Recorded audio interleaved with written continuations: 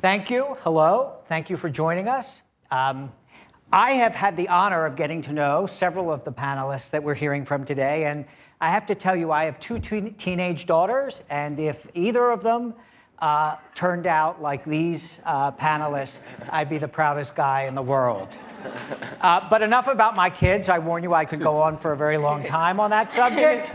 Let's get down to business. We don't have that much time together. Before we hear from everyone, I want to ground the conversation in a couple of data points and in a few milestones from the past year. But let's start with the data. You know, some people, when they talk about gun violence, talk about it as a public safety issue. I don't think that's the right way to talk about it. We see it really as a public health issue. And let me tell you why. Gun violence is the second leading cause of death for American children. And sadly, it is the first leading cause for Black children in America. Let's put this in perspective. We spend a lot of time, for good reason, worrying about teenagers and driving. I can tell you, I do, for sure. But guns now kill more young Americans than car crashes do in this country. And while those stats are definitely devastating, there's some good news. It's sort of right in front of you. Young people are stepping up, and they are demanding change. We certainly saw this on March 24th of this year, when students organized 850 March for Our Lives events around the country that drew over 2 million people. But students didn't stop there. They knew that soon after those March for Our Lives events, the midterm elections were on the horizon. And in the run-up to the elections, they registered thousands and thousands of voters, and their hard work paid off because they helped elect gun-sense majorities in the House and in governor's races and in attorney general races and in state legislative races across the country. But enough for me. I can tell you on and on about their work, but I'd rather them tell about their work. So let's get to the questions. One quick housekeeping note. I am going to ask, Senator Murphy and I are going to alternate questions. I'll put out the first one, and then Senator Murphy's going to wrap up for us. So my first question is for Sari, who I've had the privilege of knowing for quite a while now.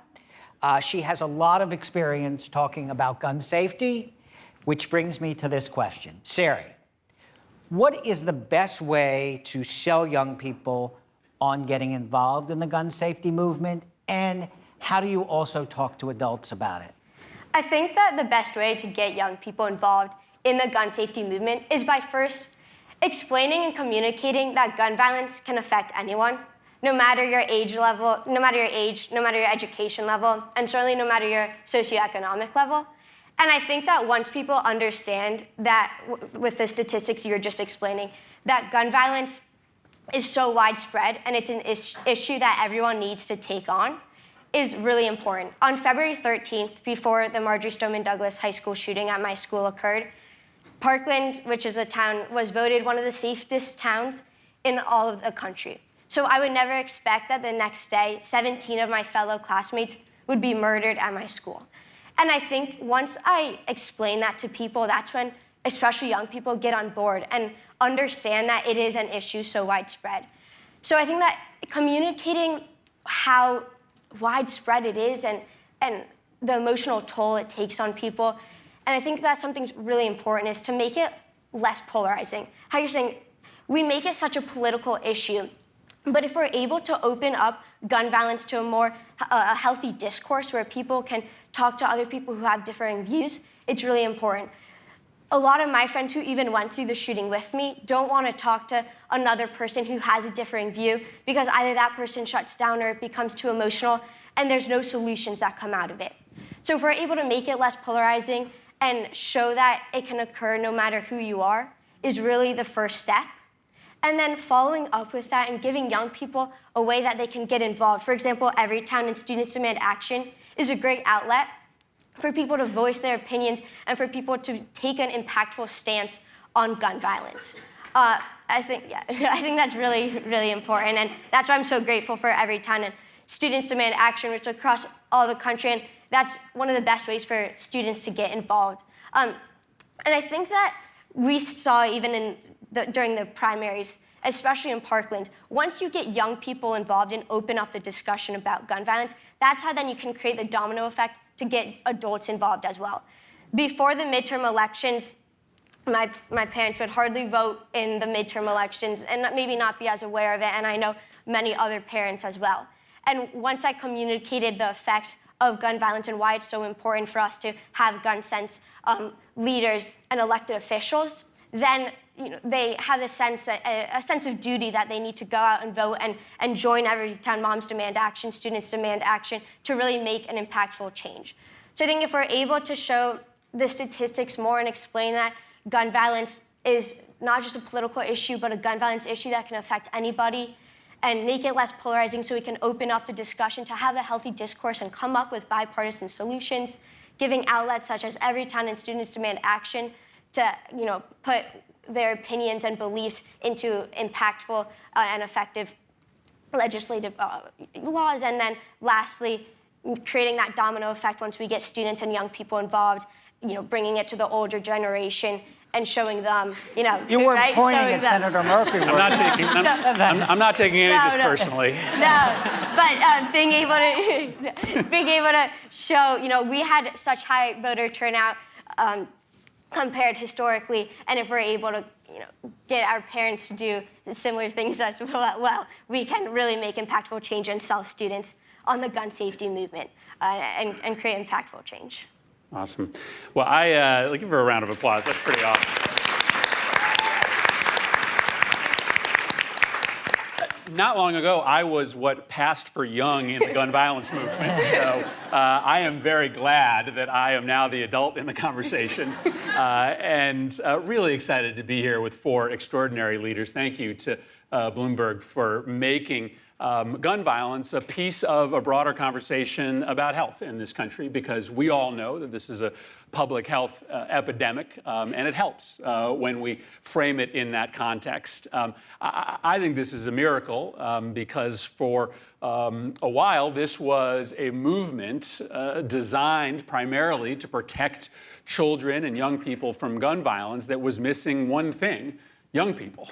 And what I know about history is that every great social change movement in this country that has succeeded has been led by young people. And now this movement is being led by the 4 that we're joined by today, and frankly, millions others like them. So my first question is to Taylor. Taylor, you've been an advocate with Moms Demand Action for 3 years, and you've started a Students Demand Action chapter at the University of Michigan. And by the way, there are 192 of these chapters all across the country that are making a difference and making sure that the work of the March for Our Lives continues, is permanent. But you also, in your studies, have a passion for data, and you've given some thought to how you make sure that data gets worked into the gun violence movement. I think we'd love to hear a little bit about your experience setting up a chapter, but also how you think that we can better bring data into this movement and into the work that students are doing. Of course. Thank you so much. So I want to start by saying that I think one of the greatest assets of the gun violence prevention movement, and it's an asset that the gun lobby could only dream of having, is that we have the data on our side. So I am more or less a walking, talking encyclopedia of gun violence and gun violence prevention data. So I can assure you that there is a wealth of data showing the disproportionate impact of this uniquely American problem. However, the culture of the gun lobby is a culture of misinformation. And it is our duty, our moral responsibility, if you will, to dispel these myths, to say it's not just a public safety issue, it's a public health issue, it's a social justice issue. A radical guns everywhere agenda is not going to make us safer. In fact, Americans are 25 times more likely to be shot and killed with guns than are our counterparts in other high-income countries. So it is so important for us to incorporate data into this movement because the data is on our side. And one way that I do that is by sharing my personal story. So when I share my story, I'm actually a gun violence survivor, I make sure to incorporate data about guns and intimate partner violence. Because when you share your story, it becomes that much more powerful when you can show that you are not an isolated incident, that this is part of a macro level problem that is reaching into every aspect of our country: education, gender, sexuality, faith, ethnicity. Every aspect of our country is impacted by gun violence. And if you can show that in your story and in the data, your argument is going to be that much more powerful. But beyond what I personally do, my group has done a really good job incorporating data. So we've been growing really quickly, and we just recently got a social media lead for our group. And she had the idea of starting a campaign where once a week we highlight a specific piece of alarming gun violence data. And then in the caption, we explain how our policies are going to solve that problem. So for example, we want to start with the data that a victim of domestic violence is 5 times more likely to be killed if their abuser comes armed with a gun. And the way we plan to fix this problem is through requiring a background check on every gun sale, which is a policy that has already blocked over 3 million gun sales to individuals who shouldn't have guns, and closing the boyfriend loophole. So there are so many ways to incorporate data into our movement, but there are still a number of hurdles. There is an alarming scarcity of data in certain areas of gun violence and gun violence prevention, in part due to the Dickey Amendment. And I think it's so important, if we want to make this a data-driven movement, that we stand up and we demand freedom to research, funding for research, and government support of our research. And I think that my generation is going to lead the way on this movement. So thank you.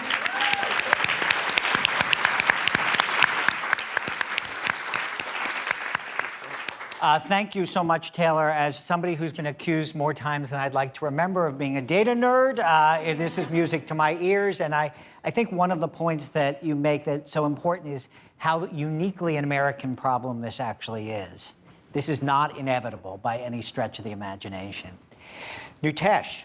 Hi. How are you? I'm well. Neuteyshe helped start a Students Demand Action chapter at George Mason University, and did a good bit of work in the last several months in registering voters. And thanks to people like Neuteyshe and the people that she has worked with, there's no question that youth registration was up nationwide in the past several months leading up to the midterms. But an activist work is never done because 2020 is just around the corner. So Neuteyshe, how can we register more students over the next 2 years, and how would you focus those efforts? Well, first of all, I think that because of huge youth involvement after the midterms, it's been proven by data and statistical analysis that gun violence awareness and gun violence prevention, that whole movement has gained so much awareness and is proven to be the second most important cause in the exit polls after the midterms. And because of that, I think that's really what's giving and inspiring hope to more youth leaders to kind of initiate more, whether it's resources to help end gun violence, whether it's raising awareness, hosting informational forums or summits at your school, and voter registration drives. So my experience with voter registration dates back to the Florida Democratic Party when I helped with the 5% voter increase turnout for the 2016 presidential election. And that was really when I realized the difference that the power of voter registration can have. Obviously the president that we wanted to have elected was not.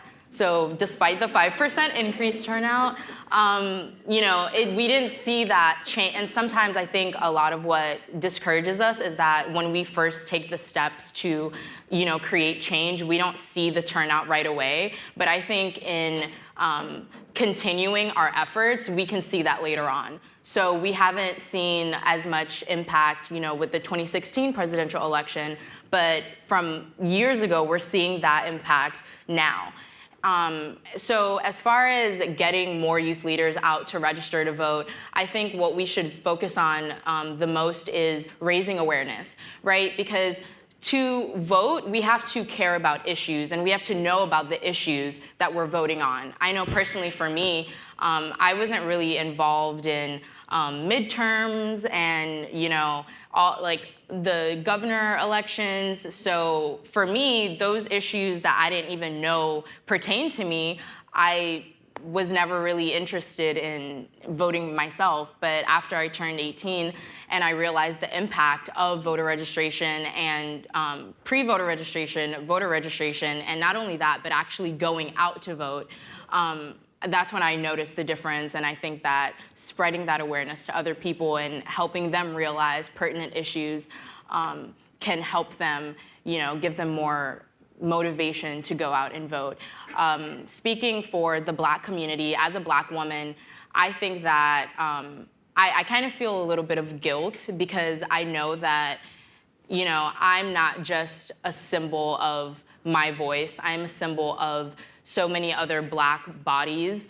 And I know that what I have to say does not only stand for myself, but for the entire Black community. So I think that being a Black, not only being a youth leader, but being a Black youth leader within Students Demand Action and the gun violence prevention movement not only helps decrease, gun violence in America, because we're putting those statistics out there, we're putting those resources out there, but it shows other Black youth people that, if you're doing it, if I'm doing it, why can't they do it? And I think that's also another issue, is that people are afraid to get involved in the movement because they don't see familiar faces. And representation does matter because, after the midterm, so many people of color have been elected, and that's given me more motivation to keep going. So I think that using your stance, using your privilege, and I am Black, but I do have privilege because I am up here and I have this powerful voice granted by Bloomberg and Johns Hopkins University. So I think that whatever leverage anyone has to use that and not only empower themselves, but their community. And with that, raising awareness in terms of voter registration and getting people out there. As far as incentives to get people out there, I think that two incentives works best. The surface level, which is free stuff, because everybody loves free stuff. So like buttons, stickers, candy, pizza.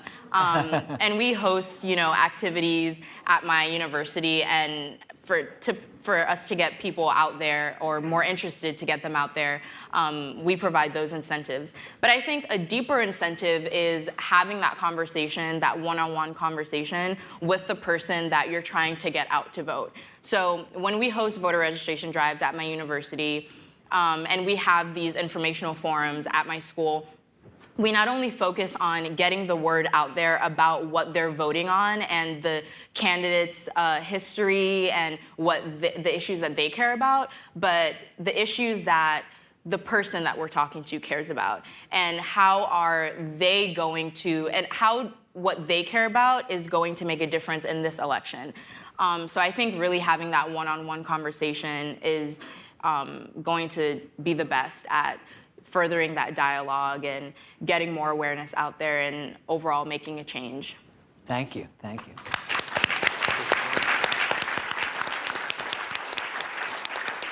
So, Jai, welcome. As a high school senior, Jai and his sister, Maya, organized a March for Our Lives in Jersey City. He is now a freshman at Rutgers University. And one of the things that you are focused on is something that I think about all the time: partnerships, thinking about how we can bring more people and more groups into this conversation. That's in part what this is about. I get mad every time a healthcare group comes into my office and they don't have on their list of asks action on gun violence, because what could be more important to a healthcare group than stopping the slaughter of innocents on the streets of America? So tell us what you've learned about how to effectively reach out to organizations, community groups. How do you build partnerships, and why is that important to the movement? Well, thank you, first and foremost, for having me here on behalf of New Jersey and Rutgers University. I'm really happy to be here. Well, that's a great question, Senator. One of the things that I found out, being from a point of privilege myself, sitting on this stage, and also not having to live in the part of my city that gets hit the hardest by gun violence, what I've learned is that this is a national conversation most of the time, and a lot of people forget the communities that are getting affected. They forget Chicago, they forget New York City, and they forget Jersey City in New Jersey, and Newark, and various other cities. In Jersey City specifically, I'm a resident. I've been a resident for all of my life, and the south side of the city has always had a notorious reputation, like, don't go there unless, well, we all know the reputation that certain cities have. So what I've learned when I got older and I organized March for Our Lives Jersey City was there's no way I can have this conversation without getting those leaders involved. Because, thank you. Because one of the first things I've learned is this, this activism is definitely a turf war because it's a multifaceted issue. So what I've learned, the national argument focuses a lot on assault rifles and whatnot, but the community leaders in Jersey City had been working to prevent gun violence before the activism of, the March for Our Lives. So I reached out to them. I got them to come to City Hall in downtown, which is, way farther, than they're used to coming out. And, we spoke, we traded ideas. I had them speak at the rally. That's the best way to get them involved, is to ask them, hey, can you speak at my event? A little partnership here. Go to their events, speak about Students Demand Action, speak about Everytown. However, that also did not work. Because if you think about it, if I threw any of you into a room to high school math, I'm pretty sure all of us would be like, what's going on? But if I threw you into a room like this, you're in your element a little bit. But asking these people to come from the lower socioeconomic background that they live in to a more affluent and intimidating area in downtown Jersey City in front of our city hall where we had March for Our Lives is asking a lot. I had speakers from all the high schools in our city come, except 2 of them didn't show up. And those high schools happen to be in the area that gets hit by gun violence the worst. And I didn't really understand it until one of the community leaders broke it down. It was like, Jai, listen, gangs run those areas. If these kids put their faces out there, they say something, they say the wrong thing, they still have to go home. And it's ridiculous for you to ask them, hey, can you come out, can you speak in front of all these people, and then go home and, facing the possibility of dying. And me, I was ignorant to the fact that we had gangs in Jersey City, so I was like, you know what, you're right. So what we did is we organized a comedy show in that part of the city where we raised $1,000 for 500 went to Everytown, Survivor Network, and 500 went to New City Kids in Jersey City, which is a program that gets kids off the street and helps them learn things that they always wanted to learn, like how to make beats, how to sing, how to write, bars, all of that stuff. And we donated money to them. And after that, we kept going, and there's a place called The Cove in Jersey City run by Stephen Campos that I helped facilitate. And that's essentially a cool place to hang out after school. You can come and you can do your homework. There's an adult there. They'll help you with your homework. They host community birthday parties, open mics. There's always a way for us to get involved from our point of privilege to people who don't have it. And we can still educate them on our causes. And usually when I go into those meetings, I feel like I taught them, but they usually taught me a lot. So I just want to thank you once again for having me, and I think the best way to get involved with these communities is to go to them. Thank you.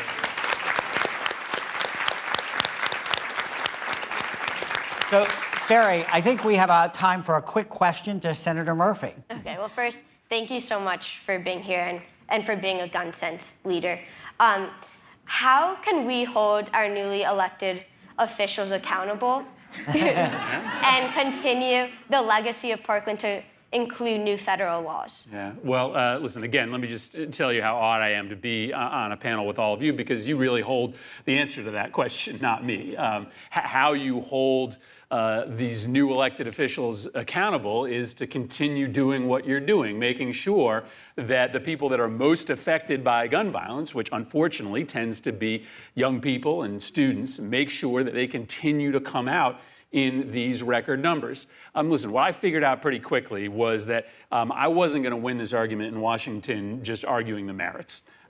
We had to go out and build a political movement that was just as strong as the gun groups, as the gun industry. And obviously, Everytown and Moms and many other groups are a huge part of a growing strength that is, I would argue at this point, as strong, if not stronger, than the gun industry. And so the answer is really not for you. The answer is for everybody here. If you're persuaded by the case that these young people are making, become part of this movement. Right? Go out and make a choice to be a member of Moms Demand Action, be a member of Everytown, right? Help young people who are thinking about starting up a Students Demand Action group. Become a gun sense donor. We, in one day, at the end of this last election, with the help of Everytown and other groups, raised $1 million in 24 hours for 8 candidates that were running to replace A-rated NRA members in the Congress. Guess what? All of those 8 candidates won.